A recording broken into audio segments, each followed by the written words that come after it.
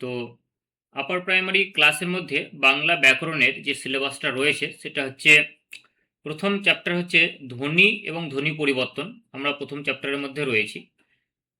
দ্বিতীয় হচ্ছে সন্ধি, তৃতীয় হচ্ছে শব্দ গঠন, চতুর্থ হচ্ছে পদ পরিচয়, পঞ্চম হচ্ছে ধাতু ক্রিয়াপদ এবং ক্রিয়া শ্রেণীবিভাগ।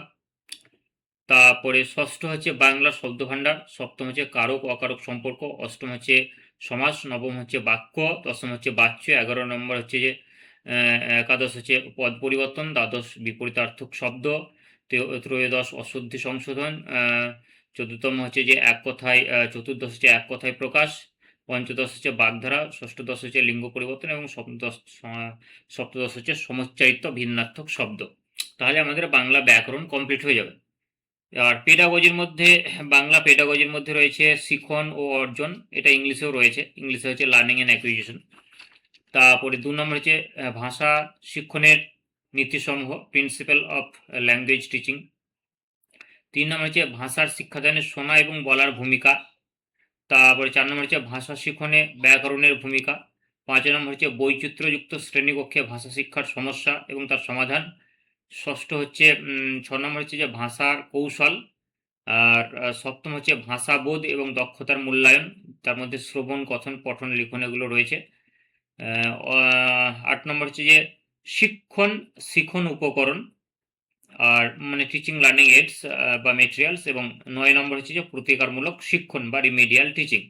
তাহলে বাংলা পেডাগজিটাও কমপ্লিট হয়ে যাবে। তো বাংলা ব্যাকরণের বাংলা যে 30 নম্বর আসবে, সেই 30 নম্বরের মধ্যে বোধ পরীক্ষণ থাকবে, তার মধ্যে একটা পদ্য একটা গদ্য।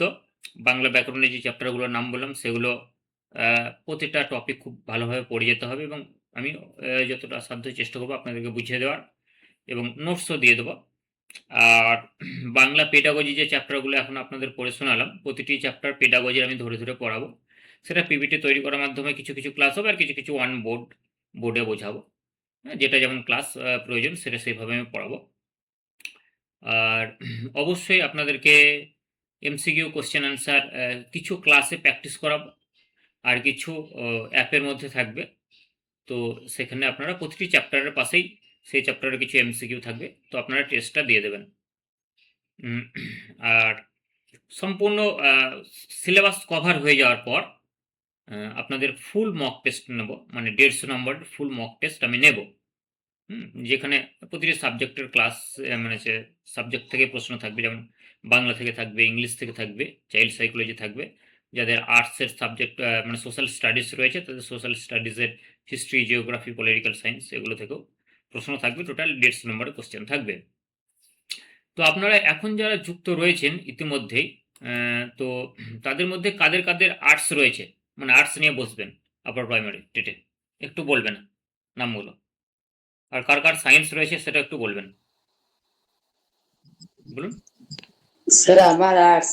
বেশ, মমতাময়ী মণ্ডল আর্টস। নেক্সট, স্যার আমারও geography arts. Geography arts Priyanka প্রধান। নেক্সট বলুন, আলিসা খাতুন। আমার হিস্ট্রি আছে আর্টস। আর্টস মানে সোশ্যাল স্টাডিজ। বেশ, আর কার কার সোশ্যাল স্টাডিজ আছে বলুন, বাকি সবার আছে কি সোশ্যাল স্টাডিজ? সোশ্যাল স্টাডিজ আপনারা যখন যুক্ত রয়েছেন সবার কি সোশ্যাল স্টাডিজ রয়েছে, বা social social science with math কারো রয়েছে? সোশ্যাল সায়েন্স উইথ ম্যাথ সেরকম কারণ নেই। বেশ, ঠিক আছে। তাহলে আমরা যে ব্যাচটা লঞ্চ করেছি এই ব্যাচটার মধ্যে 3টে সাবজেক্ট সবার জন্য কমন, যে হচ্ছে চাইল্ড সাইকোলজি, বেঙ্গলি এবং ইংলিশ। তো যাদের সায়েন্স রয়েছে তারাও এই 3টে সাবজেক্ট আমাদের কাছ থেকে প্রিপারেশন নিতে পারেন। আর যাদের সোশ্যাল স্টাডিজে বসবেন তারা তো পুরো একদম 150 নম্বরের ফুল প্যাকেজটাই পাচ্ছেন। আর সোশ্যাল সায়েন্স যাদের রয়েছে উইথ ম্যাথ, হ্যাঁ, তো তাদেরকে বলবো যে আপনারা যেহেতু ম্যাথের টিচার এখনও আমরা ব্যবস্থা করতে পারিনি, সুতরাং ম্যাথ এবং সায়েন্সের ক্লাসগুলো হবে না, সোশ্যাল সায়েন্স উইথ ম্যাথের ক্লাসগুলো হবে না, কিন্তু তাদের জন্য স্পেশাল ডিসকাউন্টে এই 3টে সাবজেক্ট আমরা গাইড করে দেবো, যেটা হচ্ছে চাইল্ড সাইকোলজি, বেঙ্গলি এবং ইংলিশ। আর যাদের ধরুন সোশ্যাল স্টাডিজ রয়েছে তারা তো ফুল প্যাকেজটাই পাবেন, এবং স্যারের ক্লাসও আশা করি ভালো লাগবে। স্যার যথেষ্ট ভালো ক্লাস করিয়েছেন। আজকে একটা হিস্ট্রির ক্লাস আমি দিয়েছি, প্লাস প্রতিটি চ্যাপ্টার ধরে ধরে খুব সুন্দরভাবে আপলোড করা আছে। দু একটা ক্লাস মাঝে সাঝে দেবো, আপনারা স্যারের ক্লাসগুলো দেখে নেবেন। এখন আজকে আমি যে বিষয়টি আপনাদেরকে বোঝাবো বাংলা ব্যাকরণের, সেটা হচ্ছে যে ধ্বনি এবং ধ্বনি পরিবর্তন। তো তার মধ্যে ভাষা চলে আসে। তো আমরা ধ্বনি কাকে বলে, অক্ষর কাকে বলে, বর্ণ কাকে বলে, এটা নিয়ে বিস্তারিত আলোচনা করেছি। আগের 3টে ক্লাস হয়েছিল বাংলা ব্যাকরণের উপর। তো প্রথম দিনের ক্লাসে আমরা ধ্বনি কাকে বলে, বর্ণ কাকে বলে, অক্ষর কাকে বলে, এগুলো নিয়ে আলোচনা করেছি। তারপরে স্বরধ্বনি নিয়ে বিস্তারিত আলোচনা করেছি। দ্বিতীয় বা 2 নম্বর ক্লাসে আমরা ব্যঞ্জন ধ্বনি নিয়ে ডিটেলস আলোচনা করেছি, জেনেছি, পড়েছি এবং নোটসও আপনাদেরকে দিয়েছি। যারা নোটস পাননি আমার সঙ্গে ব্যক্তিগতভাবে হোয়াটসঅ্যাপে পার্সোনালি যোগাযোগ করতে পারেন, যে স্যার নোটস পাইনি, তা আমি গ্রুপে একবার নোটসটা দিয়ে দেবো বা আপনাকে পাঠিয়ে দেবো। তাহলে 2 নম্বর ক্লাস, বেশ ঠিক আছে, ওটা ক্লাসের পরে যোগাযোগ করবেন। 2 নম্বর বিষয় হচ্ছে যে ব্যঞ্জন ধ্বনি সম্পর্কে আমরা জেনেছি। 3 নম্বর ক্লাসে আমরা কি করেছি? 3 নম্বর ক্লাসে আমরা স্বরধ্বনি এবং ব্যঞ্জন ধ্বনি থেকে বেশ কতগুলো খুবই ইম্পর্টেন্ট প্রায় 20টির ওপর এমসিকিউ কোশ্চেন অ্যান্সার প্র্যাকটিস করেছি। সেই পিডিএফটা আমার কাছে রয়েছে, এবং 50টি প্রশ্ন রয়েছে, তার মধ্যে 20টি করেছি। এখনও 30টি কোশ্চেন অ্যান্সার বাকি রয়েছে। এটা নেক্সট ডে করবো, বা আজকে যদি সময় হয় তো আজকে বাকি সেই 20র পর থেকে বাকি এমসিকিউ কোশ্চেনগুলো প্র্যাকটিস করাবো আপনাদের। তো আজকে যেটা করব সেটা হচ্ছে যে এই যে ধ্বনির মধ্যে স্বরধ্বনি হয়েছে, ব্যঞ্জন ধ্বনি হয়েছে, কিন্তু আরেকটা জিনিস মিস চলে গিয়েছিল, সেটা হচ্ছে ভাষা কি। তো এই ভাষা নিয়ে পুরো বিষয়টা আজকে আপনাদেরকে জাস্ট আমি পিপিটির মাধ্যমে একটু বোঝাবো, এবং এর পরের দিন যেদিন ক্লাস হবে বাংলা, সেদিন আমরা ধ্বনি পরিবর্তনের যে নিয়মগুলো রয়েছে একদম ডিটেলসে অন বোর্ড জানবো, মানে পিপিটির মাধ্যমে নয়, অন বোর্ড, আমি বোর্ডে আপনাদের বোঝাবো। যেমন অপিনিয়তি, স্বরভক্তি, বিপ্রকর্ষ, এই যে নিয়মগুলো রয়েছে উদাহরণ দিয়ে দিয়ে একদম প্রতিটির স্টেপ বাই স্টেপ আপনাদেরকে বোর্ডে বোঝাবো, এবং বোঝানোর সঙ্গে সঙ্গে আপনাদেরকে কিছু কাজ দেবো, সঙ্গে সঙ্গে আপনাদের রেসপন্স করতে হবে বা বলতে হবে এটা কি হবে নিয়ম শেখার পর। তো সেটা তো হবে আগামী দিন, কিন্তু আজকে যেটা হবে সেটা হচ্ছে ভাষা বা ল্যাঙ্গুয়েজ কি, ভাষার যে বিস্তারিত পরিধিগুলো রয়েছে সেগুলো নিয়ে অল্প কিছুক্ষণের ক্লাস শেষ পর্যন্ত দেখবেন। তো চলুন আজকে শুরু করা যাক। অনেক কথা বললাম। তো প্রথম স্লাইডে আমরা যেটা দেখতে পাচ্ছি সেটা হচ্ছে ভাষা। ভাষা কি বা ভাষা বলতে আমরা কি বুঝি? দেখুন, ভাষা যে শুধুমাত্র মুখের যে মাধ্যমে প্রকাশ করা হয় সেটা নয়, সাংকেতিক ভাষাও হতে পারে, ইশারার মাধ্যমে আমরা অনেক কিছু বোঝাতে পারি, হাত নেড়ে অনেক কিছু বোঝাতে পারি, অনেক কিছু এঁকে সিম্বলের সাহায্যেও কিন্তু আমরা অনেক কিছু বোঝাতে পারি বা বুঝতে পারি। তাহলে ভাষার সংজ্ঞাটা কিন্তু ক্ষুদ্র নয়, ভাষার সংজ্ঞাটা হচ্ছে ব্যাপক। এবং ভাষা সবসময় যে একটা সামাজিক মাধ্যম বা ব্যবস্থা সেটাও নয়, ভাষা সামাজিক তো একটা ব্যবস্থা বা মাধ্যম, একে অপরের সঙ্গে যোগাযোগ করার একটা মাধ্যম ভাষা, সে সঙ্গে একটা সাংস্কৃতিক ব্যবস্থাও বটে। অর্থাৎ প্রতিটি ভাষা একটি নির্দিষ্ট গোষ্ঠী সম্প্রদায়ের সংস্কৃতিকে বহন করে নিয়ে চলে। তাহলে ভাষা আমরা কাকে বলবো বা ভাষা বলতে আমরা কি বুঝি, এই প্রশ্নটি যদি আপনাকে করা হয়, প্রাইমারি ইন্টারভিউ যদি আপনাকে প্রশ্ন করা হয়, what do you mean by language, বা আপনি ভাষা বলতে কি বোঝেন, তাহলে আপনারা যতজন যুক্ত রয়েছেন তার মধ্যে একজন আমাকে বলুন যে ভাষা বলতে আপনারা কি বোঝেন। একজন বলুন দেখি, ভাষা কাকে বলবো?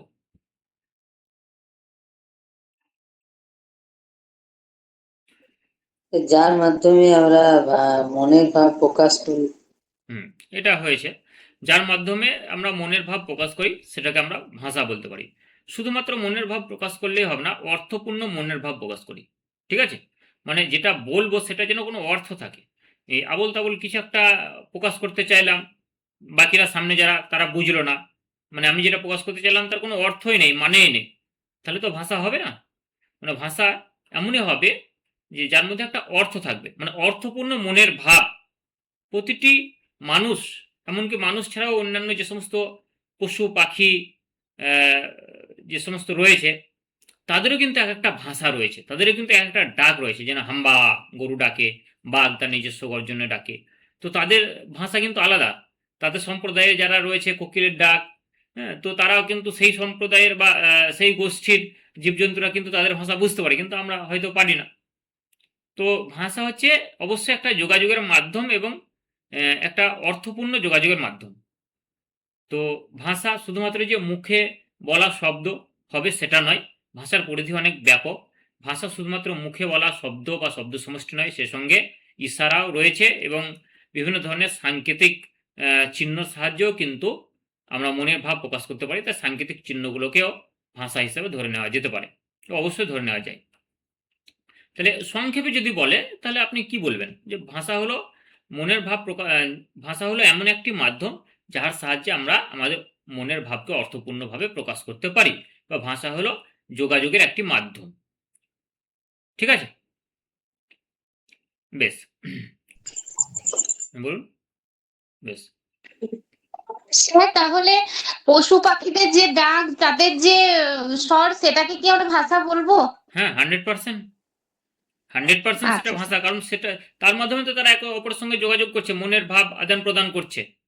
মানে একে অপরের সঙ্গে যোগাযোগের মাধ্যমটাকে তো আমরা ভাষা বলছি। মানে সেই তারা তাদের আওয়াজের মাধ্যমে, নির্দিষ্ট আওয়াজের মাধ্যমে তাদের যে মানে যে সম্প্রদায়ের যেগুলো রয়েছে তাদের সঙ্গে তো তারা যোগাযোগ করছে। তাহলে নিশ্চিতভাবে পশু পাখির ডাক এগুলো অবশ্যই একটা ভাষা বা ভাষার পর্যায়ে পড়ে। এবার বিভিন্ন ব্যাকরণবিদ বা ভাষাবিদ রয়েছেন, তারা কিভাবে ভাষার সংজ্ঞা দিয়েছেন সেটা আমরা জাস্ট একটু জেনে নেব, তারপর আরো ডিটেলস আমরা যাব। দেখুন, ভাষার সংজ্ঞা তো এডগার এইচ স্ট্যাটেভ্যান্ট ভাষার খুব গুরুত্বপূর্ণ একটি সংজ্ঞা দিয়েছেন। তিনি ইংলিশে দিয়েছেন, সেটা ইংলিশে প্রথমে লেখা রয়েছে, আপনারা দেখতে পাচ্ছেন, এবং তারপরে সেটার বঙ্গানুবাদ করা হয়েছে। তো ইংলিশটা প্রথমে আমি পড়ছি। এডগার এইচ এর মতে, a language is a system of arbitrary vocal symbols by which members of a social group cooperate and interact. তার মানে কি বলছে যে ভাষা হলো মানে কতগুলো system of arbitrary vocal symbol, মানে হচ্ছে যে ভোকাল সিম্বল, মানে ভোকাল মানে হচ্ছে যেটা আমরা মুখ দিয়ে বলি, যেটাকে আমরা ধ্বনিও বলতে পারি। তাহলে ধ্বনির যে প্রতীক চিহ্ন, সেই ধ্বনির প্রতীক চিহ্নগুলির একটা সুশৃঙ্খল ব্যবস্থা, আমাদের মুখ দিয়ে যে ধ্বনিগুলো বের হচ্ছে সেই ধ্বনিগুলোর একটি সুশৃঙ্খল ব্যবস্থা হচ্ছে ল্যাঙ্গুয়েজ বা ভাষা। এবং যার মাধ্যমে আমরা কি করি, যার মাধ্যমে আমরা একটি সামাজিক গোষ্ঠীর মধ্যে বা সামাজিক গোষ্ঠীর সদস্যদের মধ্যে যোগাযোগ স্থাপন করি। তাহলে ভাষা কাকে বলছে? তাহলে ভাষা হলো আমাদের যে ধ্বনি, সেই ধ্বনিগুলির বা ধ্বনির প্রতীক চিহ্নগুলির একটি সুশৃঙ্খল ব্যবস্থাপনা, যার সাহায্যে আমরা সামাজিকভাবে আমাদের যে গোষ্ঠী সম্প্রদায় রয়েছে সেই গোষ্ঠী সম্প্রদায়ের প্রতিটি সদস্যের সঙ্গে আমরা যোগাযোগ করতে পারি বা সহযোগিতা করতে পারি একে অপরকে, বা যোগাযোগ স্থাপন করতে পারি। মানে সহজভাবে বলতে গেলে বলতে হয় যে আমাদের মুখের সাহায্যে, আমাদের মুখ দ্বারা উচ্চারিত ধ্বনি সমষ্টির একটি সুশৃঙ্খল অবস্থা বা ব্যবস্থা, যার সাহায্যে আমরা একে অপরের সঙ্গে যোগাযোগ করি এবং আমাদের অর্থপূর্ণ মনের ভাব প্রকাশ করি। এবার সেটাকে একটু টেকনিক্যাল ল্যাঙ্গুয়েজে তিনি বলেছেন। তো তিনি বলেছেন যে a language is a system of arbitrary vocal symbols by which members of a social group cooperate and interact. Cooperate মানে হচ্ছে যে সহযোগিতা করে, অ্যান্ড ইন্টারেক্ট মানে যোগাযোগ স্থাপন করে। তাহলে একে অপরকে সহযোগিতা করা এবং যোগাযোগ স্থাপন করার একটি মাধ্যম হলো ভাষা। এবং এই ভাষা শুধুমাত্র যে মৌখিক ধ্বনি হবে সেটাও নয়, মৌখিক ধ্বনি এবং সেই সঙ্গে কিছু সাংকেতিক প্রতীক চিহ্নও হতে পারে। ক্লিয়ার? এটা ক্লিয়ার? একটু রেসপন্স করবেন তাহলে আমার সুবিধা হবে। হ্যাঁ স্যার, বুঝতে পেরেছি। বেশ, ঠিক আছে। প্রধান বৈশিষ্ট্য সৃজনশীল এবং উৎপাদনশীল। মানে সৃজনশীল মানে ক্রিয়েটিভ এবং উৎপাদনশীল মানে প্রোডাক্টিভ। মানে হচ্ছে সীমিত সংখ্যক ধ্বনি বা নিয়ম ব্যবহার করে মানুষ অসংখ্য নতুন বাক্য তৈরি করতে পারে, যা ভাষাকে অসীম শক্তিশালী করে। হ্যাঁ, ঠিকই বলছে। তার কারণ কি, আমরা আমাদের যে ধ্বনিগুলো, সেই ধ্বনিগুলো নিয়ে একটি ধ্বনির সঙ্গে অন্য ধ্বনি মিশিয়ে মিশিয়ে আমরা অনেক অর্থপূর্ণ শব্দ তৈরি করতে পারি, এবং সেই শব্দগুলোকে মানে অনুসারে পরপর পরপর সিনট্যাক্স অনুসারে সাজিয়ে আমরা অনেক বাক্য বলতে পারি, এবং অনেক বাক্যকে পরপর পরপর সাজিয়ে আমরা একটা মনের ভাব প্রকাশ করতে পারি, কোনো রচনা লিখতে পারি, বা কোনো ধরুন পদ্য বা গদ্য বা কোনো সাহিত্য রচনা করতে পারি। হ্যাঁ, তার জন্য অবশ্যই মানে হচ্ছে ধ্বনি একটা ক্রিয়েটিভ বা সৃজনশীল ভূমিকা পালন করে এবং ভাষাকে শক্তিশালী করে তোলে, আমাদের যে ধ্বনি সেই ধ্বনিটা। এবং 2 নম্বর পয়েন্টে বলা হচ্ছে সংগঠিত এবং ব্যবস্থাপূর্ণ স্ট্রাকচার। ভাষার একটি সুনির্দিষ্ট স্তর বিন্যাস রয়েছে, অবশ্য রয়েছে, কারণ কতগুলো ধ্বনি সেগুলো নিয়ে তৈরি হচ্ছে একটি শব্দ, কতগুলো শব্দ নিয়ে তৈরি হচ্ছে একটি বাক্য, কতগুলি বাক্য নিয়ে তৈরি হচ্ছে একটি অনুচ্ছেদ বা প্যারাগ্রাফ। তার জন্য পুরো স্ট্রাকচারিক্যালি বিষয়গুলো গঠিত হচ্ছে। তার জন্য এটাকে বলা হচ্ছে সুসংগঠিত এবং ব্যবস্থাপূর্ণ বা স্ট্রাকচার মেথড, ভাষার যে মেথডটা। নেক্সট, পরিবর্তনশীল। ভাষা কখনো স্থির হয় না, কারণ আমাদের ধরুন পূর্বপুরুষরা যারা ছিলেন, যাদের বড় বড় হাত ছিল, হাঁটুর নিচে হাত ঝুলতো, তারা আজব আজব আওয়াজ করতেন, দিয়ে মনের ভাব প্রকাশ করতেন, বিভিন্ন ধরনের চিৎকার করে।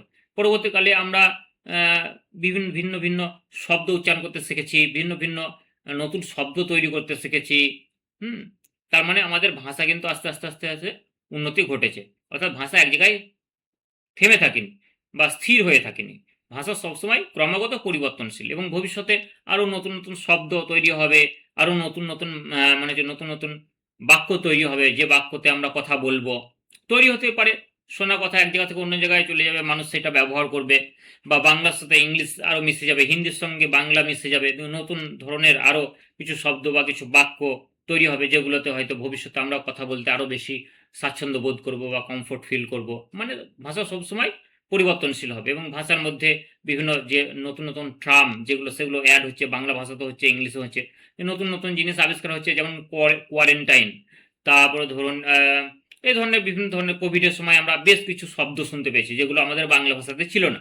তো সেগুলো বাংলা ভাষাতে, লকডাউন বাংলা ভাষায় ছিল না, সেগুলো বাংলা ভাষাতে কিন্তু চলে এসছে। তার মানে ভাষা ক্রমাগত পরিবর্তনশীল এবং সমৃদ্ধ হচ্ছে পরপর। এটা হচ্ছে ব্যাপার, মানে পরিবর্তনশীলতা ভাষার একটি বিশেষ বৈশিষ্ট্য, এবং সংগঠিত এবং ব্যবস্থাপূর্ণ স্ট্রাকচার এটাও ভাষার একটি বৈশিষ্ট্য, এবং সৃজনশীলতা বা উৎপাদনশীলতা এটাও কিন্তু ভাষার একটি গুরুত্বপূর্ণ বৈশিষ্ট্য। তাহলে এগুলোকে আমরা ভাষার বৈশিষ্ট্য হিসাবে ধরে নেব। ঠিক আছে, যতটা বললাম তার মধ্যে কোনো সমস্যা কারণ না স্যার। বুঝতে পারছেন মোটামুটি? হ্যাঁ স্যার। বেশ, ঠিক আছে, নেক্সট স্লাইডে আমরা আসছি। আচ্ছা, এটাতে আপার প্রাইমারি টেট, যেখানে 5টা সাবজেক্ট পড়ানো হবে: child psychology, Bengali, English, social studies. Social স্টাডিজের মধ্যে history, geography, political science. Total 150 নম্বর বা 150 নম্বরের যে টেট হবে আপার প্রাইমারি, সম্পূর্ণ প্রস্তুতি নিতে পারবেন 99 রুপিস পার মান্থ, 5 মাসের কোর্স, এবং এখানে ফাউন্ডেশন এবং প্র্যাকটিস দুটোই করানো হয়। যারা ভবিষ্যতে ইউটিউবে দেখবেন এবং আমাদের ব্যাচে অ্যাডমিশন নিতে চাইবেন, তারা আমার হোয়াটসঅ্যাপ নাম্বার 8597354342 এই নম্বরে যোগাযোগ করবেন, অথবা ইউটিউব যে ইউটিউবে ডেসক্রিপশন রয়েছে, সেখানে লিঙ্ক থাকবে, সেই লিঙ্কে ক্লিক করে সরাসরি আমাদের হোয়াটসঅ্যাপ গ্রুপে আপনি জয়েন হতে পারবেন। তো নেক্সট স্লাইড আমরা চলে আসছি। তো এখানে বলছে ভাষার প্রধান কাজসমূহ। ভাষা আমাদের কি কি কাজ করে? তো অবশ্যই প্রথম যে পয়েন্ট সেটা হচ্ছে যোগাযোগ রক্ষা করে, একে অপরের সঙ্গে যোগাযোগ করতে সাহায্য করে ভাষা। তার জন্য যোগাযোগের মাধ্যম এবং তথ্য বা মতের আদান প্রদান, মত বিনিময়ের মাধ্যম। যেমন আমি আপনাদের সঙ্গে এখন মত বিনিময় করছি, আমার মতামত জানাচ্ছি, আপনারা আপনাদের মতামত জানাচ্ছেন, মানে তথ্য এবং তথ্য আদান প্রদান হচ্ছে, বিভিন্ন ধরনের তথ্য আপনাদেরকে দিচ্ছি। তাহলে তথ্য আদান প্রদান এবং মত বিনিময়ের একটা মাধ্যম, মানে এক কথা বলতে গেলে যোগাযোগের একটি মাধ্যম হচ্ছে ভাষা, মানে যোগাযোগ হিসাবে কাজ করে। সামাজিক বন্ধন হিসাবে কি ভাষা কাজ করে? হ্যাঁ, ভাষা সামাজিক সম্পর্ক গড়ে তোলে এবং সামাজিক পরিচয় গড়ে তোলে। যখন আমরা কোনো এলাকার একটা নতুন লোক এলো বা ব্যক্তি এলো বসবাস করতে প্রতিবেশী হিসাবে, এবং সেই প্রতিবেশী আমাদের সঙ্গে তো মিশবে, হয়তো এক টেবিলে বসে চা খাবে বা চায়ের দোকানে চা খাবে, তখন সে তাদের সম্পর্কে বলবে এবং আমাদের সম্পর্কে জানবে, মানে তার একটা সামাজিক পরিচয় গড়ে উঠবে। তাহলে সামাজিক বন্ধনও তার সঙ্গে কিছুদিন পর আমাদের সামাজিক সম্পর্ক গড়ে উঠবে, এবং তার বিপদে আপদে আমরা এগিয়ে যাব, সেও আমাদের বিপদে আপদে এগিয়ে আসবে। অর্থাৎ সামাজিক বন্ধন তো বটেই। সাংস্কৃতিক সংরক্ষণ, অবশ্যই সাংস্কৃতিক সংরক্ষণ হিসেবে কাজ করে। যেমন বাংলা ভাষা একটা সাংস্কৃতিক মানে হচ্ছে ঐতিহ্য রয়েছে।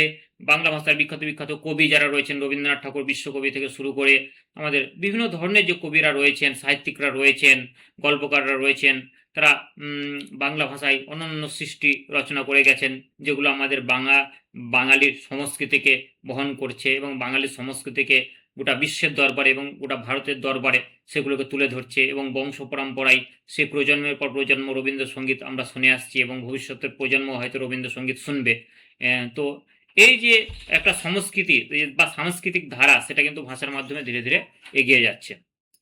নেক্সট, চিন্তা প্রকাশ। অবশ্যই ভাষার মাধ্যমে আমার মনের মধ্যে কি চলছে, আমার কেউ হয়তো খুব রেগে গেল, কেউ হয়তো খুব আনন্দিত হলো, বা কারোর মাথায় কোনো ভালো ধরুন পরিকল্পনা এলো, সেগুলো কিসের মাধ্যমে প্রকাশ করব? ভাষার মাধ্যমে প্রকাশ করব। তাহলে মানুষের চিন্তা, অনুভূতি, মতামত ইত্যাদি প্রকাশ করে। মানে চিন্তা প্রকাশের বা অনুভূতি প্রকাশের বা আইডিয়া, মানুষের আইডিয়া প্রকাশের একটা মাধ্যম হচ্ছে ভাষা। সৌন্দর্য এবং সৃজন, এটা তো খুব সুন্দর জিনিস, মানে ভাষা, ভাষার সাহায্যে ভাষাকে ব্যবহার করে তো মানুষ বড় বড় কবিতা, নাটক, প্রবন্ধ, গান, বাজনা এগুলো সব তৈরি করছে বা শিল্প চর্চা করছে। মানে শিল্প চর্চার একটি গুরুত্বপূর্ণ মাধ্যম হচ্ছে ভাষা। ভাষা ছাড়া কি আমরা সাহিত্য রচনা করতে পারবো? না। কবিতা লিখতে পারবো? না। গান রচনা করতে পারবো? না।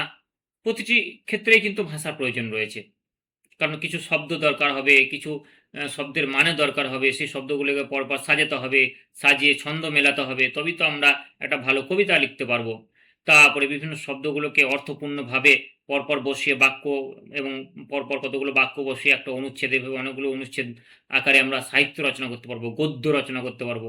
গানও তাই, গান লিখতে গেলেও বিভিন্ন ধরনের শব্দ চয়ন করতে হয়, সঠিক শব্দ চয়ন, সেগুলোর একটা যেন নির্দিষ্ট মানে থাকে, তারপর শব্দগুলোকে ঠিক ছন্দ অনুসারে বসাতে হয় এবং সেটাকে সুর দিতে হয়। তাহলে প্রতিটা ক্ষেত্রে কিন্তু ভাষা গুরুত্বপূর্ণ ভূমিকা পালন করছে। তো এইগুলো হচ্ছে ভাষার প্রধান কাজ। আরেকটি কাজ কি? নিয়ন্ত্রণ এবং নির্দেশনা। যেমন কাউকে আদেশ করা বা অনুরোধ করা। অনুরোধ, আমাকে এক গ্লাস জল দাও তো বলে অনুরোধ করলেন, বা ইংলিশে please give me a glass of water. তাহলে কাউকে অনুরোধ করছেন, কাউকে আদেশ দিচ্ছেন, যাও তুমি এখন বেরিয়ে যাও, বা রৌদ্রে দৌড়াও না, বা এখন পড়াশোনা করো, এই যে আদেশ, এগুলো কিন্তু ভাষার মাধ্যমে আমরা দিচ্ছি। বা সামাজিক যে নিয়ন্ত্রণগুলো হচ্ছে, সমাজকে নিয়ন্ত্রণ করছে বড় বড় নেতারা তাদের ভাষণের মাধ্যমে। তো এগুলোর তারা যে করছে, যে আদেশ, অনুরোধ বা সমাজকে নিয়ন্ত্রণ, কিসের মাধ্যমে করছে? ভাষার মাধ্যমে করছে। সেটা লিখিত হতে পারে, মৌখিক হতে পারে, কোনো সাংকেতিক ভাষা হতে পারে। নেতারা এমন সময় স্টেজের মাধ্যমে এমন কিছু সাংকেতিক ভাষা ব্যবহার করে যেগুলো তার মানে কর্মীরা বুঝে নেয়, এবং সেইভাবে হয়তো সমাজে প্রতিফলন ঘটায়। সেটা ভালো হতে পারে, খারাপ হতে পারে। বিশেষ করে ভোট প্রচারের আগে দেখবেন কিছু কিছু রাজনৈতিক দলের নেতারা এমন কিছু কথাকে ঘুরিয়ে বলে যেগুলো কর্মীরা বুঝে নেয়। যেমন বীরভূমের গুড় বাতাসের কথা আপনারা শুনেছেন, বা নকুনতলা। তো এইগুলোর মাধ্যমে তারা কিন্তু অন্য কথা বলতে চায়, সরাসরি হয়তো বলতে পারে না, কিন্তু এইগুলো হচ্ছে সাংকেতিক ভাষা। তো তার কর্মীরা সেইভাবে বুঝে নেয় এবং সেইভাবে প্রস্তুতি নেয়। তো এইগুলো হচ্ছে বিষয়। নেক্সট, ভাষার মৌলিক উপাদান।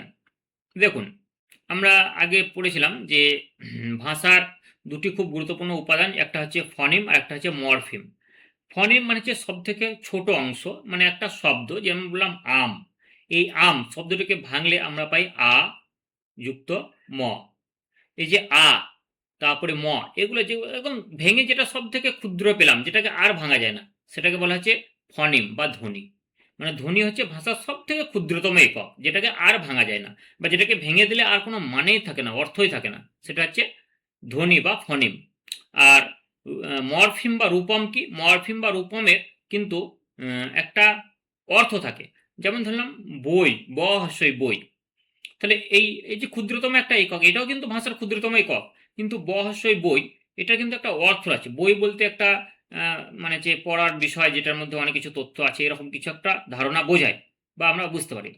কিন্তু ধরুন এই বই, এটাকে যদি আরো ভাঙা হয় তাহলে ব যুক্ত হস্যই পাবো। তাহলে ব, এটা একটা হলো সব থেকে ক্ষুদ্রতম একক। বকে আর কিন্তু ভাঙা যায় না, এবং হস্যই এটাও ক্ষুদ্রতম একক, একে কিন্তু আর ভাঙা যায় না। তখন ব এবং হস্যই দুটো পৃথক পৃথক ভাবে এক একটা ধ্বনি বা ফনিমের উদাহরণ হয়ে যাবে। কিন্তু ওই দুটো ধ্বনিকে বা ফনিমকে জোড়া লাগিয়ে দিলে কিন্তু একটা অর্থপূর্ণ শব্দ তৈরি হচ্ছে, যেটা ক্ষুদ্রতম একক, ভাষার ক্ষুদ্রতম একক, এবং সেই অর্থপূর্ণ শব্দকে বলা হচ্ছে মরফিম বা রূপম।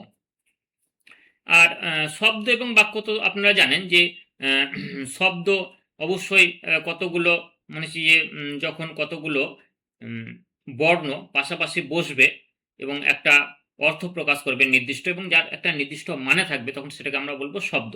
যেমন KSY, যার কোনো অর্থ নেই, কিন্তু KSY এটাকে যদি আমরা সাজিয়ে বসাই তাহলে কি হবে? SKY। তখন এই SKY স্কাই, একটা নির্দিষ্ট উচ্চারণ হচ্ছে, এবং স্কাই মানে আকাশ, এটা একটা অর্থ থাকছে, তখন সেটাকে আমরা শব্দ বলবো। ঠিক আছে? তো এটা হচ্ছে শব্দ। এবং শব্দ অর্থপূর্ণ কতগুলো শব্দ পাশাপাশি যখন বসবে, তখন সেটাকে আমরা বাক্য বলবো। যেমন আমি ভাত খাই, ভাত আমি খাই, ঠিকঠাক হচ্ছে না, কিন্তু যদি বলি আমি ভাত খাই, একদম খুব সুন্দরভাবে অর্থটা প্রকাশ পাচ্ছে। তাই জন্য শব্দগুলোকে মানে অনুসারে পরপর বসিয়ে যখন একটা অর্থপূর্ণ মনের ভাব প্রকাশ হবে, তখন সেটাকে আমরা বলবো বাক্য বা সেন্টেন্স। এবার ব্যাকরণ কাকে বলছে না, তো যার সাহায্যে আমরা কোনো ভাষা উৎপত্তি, সেই ভাষার ব্যাকরণগত বিষয়গুলোকে আমরা জানি, সেটাকে ব্যাকরণ বলা হচ্ছে। মানে কোনো ভাষার ব্যবহারের নিয়ম, খুঁটিনাটি নিয়ম, যেমন বাংলা ভাষার ব্যবহারের খুঁটিনাটি নিয়ম সম্পর্কে জানতে গেলে বাংলা ব্যাকরণ পড়তে হবে। ইংলিশ ল্যাঙ্গুয়েজের ক্ষুদ্রতম বিষয়গুলো, ইংলিশ ল্যাঙ্গুয়েজের ব্যবহার সম্পর্কে খুঁটিনাটি জানতে গেলে যত রুলস রেগুলেশন আছে সেগুলো জানতে গেলে আমাদের ইংলিশ গ্রামার ভালোভাবে পড়তে হবে। তো ওই যে কোনো ভাষা, সেই ভাষার খুঁটিনাটি নিয়ম কানুনগুলোকে এবং জানা এবং ভাষাটিকে শুদ্ধভাবে ব্যবহার করার জন্য যে বই বা পুস্তক আমরা পড়ি বা যে নিয়মগুলো আমরা জানি, সেগুলো হচ্ছে সেই ভাষার ব্যাকরণ, বা ইংলিশে বলতে গেলে গ্রামার। ঠিক আছে? ইংরেজিতে দক্ষ হতে চান এবং Bengal school service upper primary পরীক্ষার প্রস্তুতি নিচ্ছেন, তাহলে আপনার জন্য শুরু হতে চলেছে smart English first English mission success batch 2026। এই ব্যাচে শুধু ইংলিশ নয়, পাশাপাশি ইংলিশ গ্রামার, বাংলা ব্যাকরণ এবং চাইল্ড সাইকোলজি, এই 3টি বিষয় বিস্তারিতভাবে পড়ানো হবে। প্রতিটি টপিক থিওরির মাধ্যমে বুঝিয়ে দেওয়া হবে এবং তার সঙ্গে নিয়মিত কোশ্চেন অ্যান্সার প্র্যাকটিস করানো হবে, যাতে আপনার প্রস্তুতি আরো মজবুত হয়। সপ্তাহে 5 দিন নিয়মিত ক্লাস হবে এবং কোর্স ফি মাত্র 99 টাকা। ক্লাস খুব শীঘ্রই শুরু হতে চলেছে, তাই দেরি না করে এখনই যোগাযোগ করুন 8597354342 নম্বরে।